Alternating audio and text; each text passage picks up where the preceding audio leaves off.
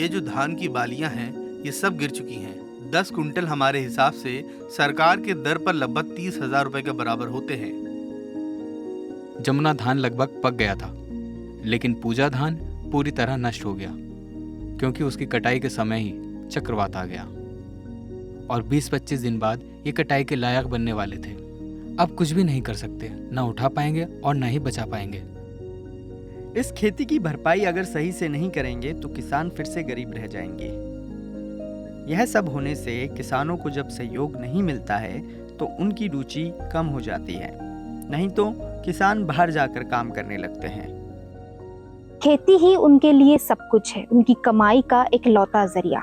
हर साल चक्रवात के दस्तक से ना सिर्फ उनकी खेती की बर्बादी होती है बल्कि उनकी जिंदगी पर भी गहरा असर पड़ता है। जैसे कि शिशिर कुमार, इस बार की उनकी खेती चक्रवात मोंथा के चपेट में आ गई है और उनके महीनों भर की मेहनत में पानी फिर गया है।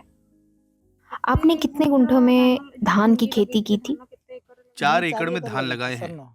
चक्रवात की वजह से कितनी फसल बर्बाद हो गई? 10 गुंठा की खेती बर्बाद हो गई है। 10 गुंठा में आप कितना उत्पादन करते हैं? इसमें से लगभग 10 कुंटल धान की कटाई होने वाली थी। क्या पिछले साल जब चक्रवात दाना आया था तब भी ऐसा ही हुआ था? 15 गुंठा से ज्यादा खेती का नुकसान हुआ था। आपने यह धान किस महीने में लगाया था? जुलाई की शुरुआत में धान बोया गया था। 15 दिन बाद हम इसे काटने वाले थे। कुल 10 गुंठा पूरी तरह से नष्ट हो गया है। पानी, हवा और बारिश की वजह से धान के पौधे गिर गए हैं। ये जो धान की बालियां हैं, ये सब गिर चुकी हैं। 10 कुंटल हमारे हिसाब से सरकार के दर पर लगभग 30,000 रुपए के बराबर होते हैं। मैंने भिंडी और साग भी लगाए थे, वो भी बारिश में नष्ट हो गए हैं। क्या देखने आए थे कोई? क्या नुकसान हुआ है? कोई भी देखने नहीं आया है। ଏଇଟା ଆଜ୍ଞା ତାପରେ ସବୁଠୁ ବଡ କ୍ରାଇସିସ୍ ଆଉ ଚାଷୀ ପାଇଁ ଗୋଟେ ବଡ ଟେନସନ ଯେ ରିଲିଫ କୋର୍ଟଟା यह सबसे बड़ा संकट है, किसानों के लिए बहुत बड़ा तनाव है। एक किसान हर साल इसी से गुजारा करेगा, यह उसका एकमात्र रोजगार है। बहुत अंचल मुग चाष हुए नहीं, बहुत अंचल पनीपरिया चाष ପାଇଁ ନାହିଁ पानी। बहुत जगहों पर सब्जी या दाल भी नहीं उगाते हैं। धान की खेती करते हैं, 50,000 रुपये खर्च होंगे, उन्हें 6,000 दे देंगे, वो भी उन्हें समय पर नहीं मिलेगा। जो यह प्रोसेस है उसमें अगर बदलाव नहीं आएगा तो व्यवस्था परिवर्तन नहीं होने से यह संकट खत्म नहीं होगा। इस खेती की भरपाई अगर सही से नहीं करेंगे तो किसान फिर से गरीब रह जाएंगे। ये सब घटना हवा द्वारा कौन है कि चाषी दर यह सब होने से किसानों को जब सहयोग नहीं मिलता है तो उनकी रुचि कम हो जाती है, नहीं तो किसान बाहर जाकर काम करने लगते हैं। उड़ीसा में मोंथा चक्रवात का आकलन अभी तक जारी नहीं हुआ है, लेकिन अगर पिछले वर्षों के खेती नुकसान को देखें तो यह साफ होता है कि राज्य के किसान लगभग हर साल चक्रवातों से भारी नुकसान झेलते हैं। पिछले साल दाना की वजह से लगभग 1,80,000 हेक्टेयर फसल बर्बाद हो गई थी। 2014 हुदहुद चक्रवात में 8 जिलों की लगभग 2,47,557 हेक्टेयर फसलें नष्ट हो गई थी। मई 2020 में आए अम्फान चक्रवात के दौरान लगभग 1 लाख हेक्टेयर खेती को नुकसान पहुंचाया। वहीं अक्टूबर 2019 में आए बुलबुल चक्रवात ने 6 जिलों में करीब 2,22,496 हेक्टेयर फसलों को प्रभावित किया था। मई 2019 में आए फनी चक्रवात में करीब 1,81,711 हेक्टेयर फसल 89 ब्लॉक में प्रभावित हुई थी। इस तरह साल 2019 में 2 चक्रवात आए। साल 2018 में आए तितली चक्रवात में तो सबसे ज्यादा नुकसान हुआ था, जब लगभग 3,96,769 हेक्टेयर खेती पूरी तरह बर्बाद हो गई थी।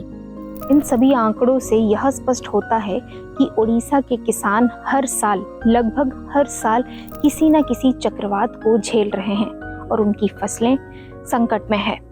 राहत राशि बारिश, भूमि की स्थिति और छोटे या सीमांत किसानों के आधार पर प्रति हेक्टेयर के हिसाब से दिया जाता है, जो कि स्पेशल रिलीफ कमिश्नर के रिपोर्ट में भी बताया गया है।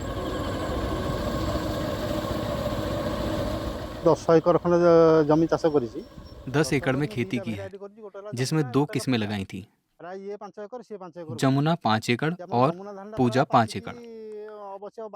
जमुना धान लगभग पक गया था, लेकिन पूजा धान पूरी तरह नष्ट हो गया, क्योंकि उसकी कटाई के समय ही चक्रवात आ गया। 5 एकड़ में से लगभग 30 गुंठुआ खेती नष्ट हो गई है। हर साल मैं 1 एकड़ से लगभग 25 क्विंटल धान की कटाई करता हूँ, लेकिन इस साल 5 एकड़ खेत से उससे कम उत्पाद होगा। पिछले साल दाना में इतना नुकसान नहीं हुआ था, क्योंकि चक्रवात धान की कटाई से पहले ही आ गया था। धान के पौधे लंबे हो गए थे, इसलिए हवा और बारिश से गिर गए। जो धान गिर गया है वो कब पकने वाला था? और 20-25 दिन बाद ये कटाई के लायक बनने वाले थे। अब कुछ भी नहीं कर सकते, न उठा पाएंगे और न ही बचा पाएंगे। जो नष्ट हो गया सो गया। अब तक कोई भी खेत का मुआयना करने नहीं आया है। रखेंगे 20,000। उतना तो आपका मजदूरी में भी खर्च है, जितना उनका शुरू में खर्च हुआ है। अगर उतना सरकार दे दे तो अच्छा होगा।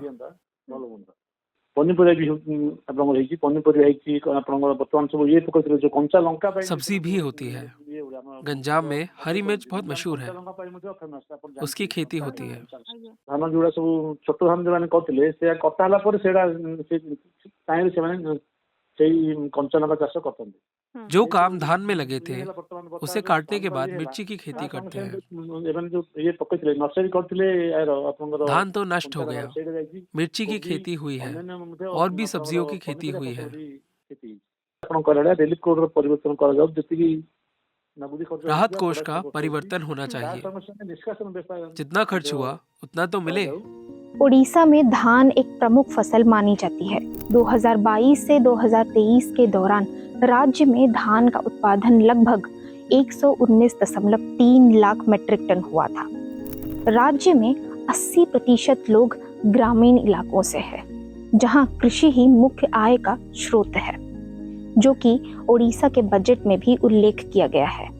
हर साल आने वाले प्राकृतिक आपदाओं से किसानों और ग्रामीणों को मुश्किलों और आर्थिक नुकसानों को झेलना पड़ रहा है। यही वजह है कि फसल सुरक्षा और राहत व्यवस्था को मजबूत करना बेहद जरूरी है। मैं आकांक्षा राउत, न्यूज लॉन्ड्री के लिए। पत्रकारिता का नासूर बन चुके विज्ञापन के मॉडल को खारिज करके खबरों की इस दुनिया को बदलिए, ताकि पत्रकारिता आपके लिए जवाबदेह बने। newslaundry.com/subscription पर क्लिक कीजिए और अपने मन मुताबिक पेमेंट का विकल्प चुनिए, क्योंकि हमारे सब्सक्राइबर्स का नारा है, मेरे खर्च पर आजाद हैं खबरें।